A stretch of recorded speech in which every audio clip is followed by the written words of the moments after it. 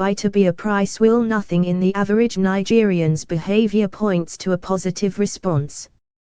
The rich are quite content with our feudal system, which keeps the majority poor and subservient, unwilling and unable to ask questions of their leaders and their accomplices, while the poor barely question a system that is designed to work against them.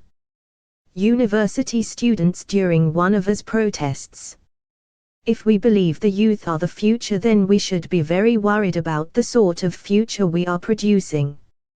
It promises to hold even more inequality and injustice than the present time if nothing is done to make young Nigerians, and young Africans more widely, take ownership of the future, realize the role they have to play, and most of all, develop the ability to think critically about the future.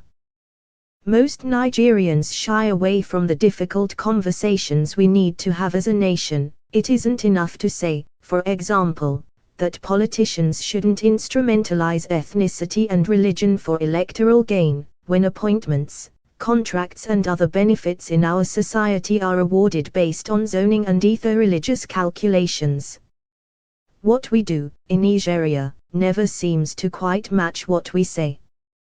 We are a deeply polarized nation, and every aspect of our social life reflects this. All many of our young people do is recreate, at their own level, the issues found at the top. I am always surprised to find how many young people, even those who are the so-called lived abroad, ask people what is their state of origin. If young Americans were still wasting time asking each other about their state of origin, so many of the top businessmen, entertainers etc.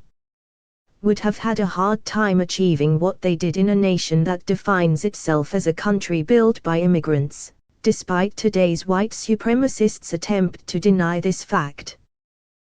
The National Assembly, due to the political class' faulty understanding of nationhood, might not have the courage to review the outdated federal character idea, but the society does not have to allow itself to be held hostage by such backwardness.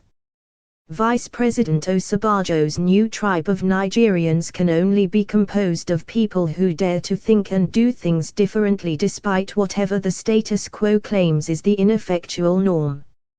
Sadly, too many young people are content to repeat the mistakes of the past, waiting for one generation to retire and simply fill vacant positions of authority without challenging the misguided ideology which has destroyed this country.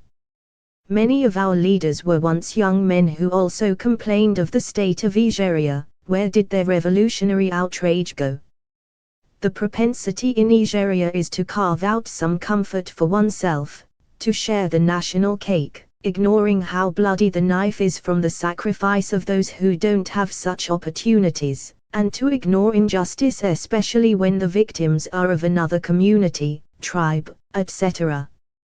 I am quite frankly irritated by those young people who proudly announce they won't vote during the next elections because they are disappointed, or whatever other flimsy excuse they give to make unpatriotic behavior and cynicism, the enemy's greatest tool, seem cool. Nigerians, we do not have the option of disappointment.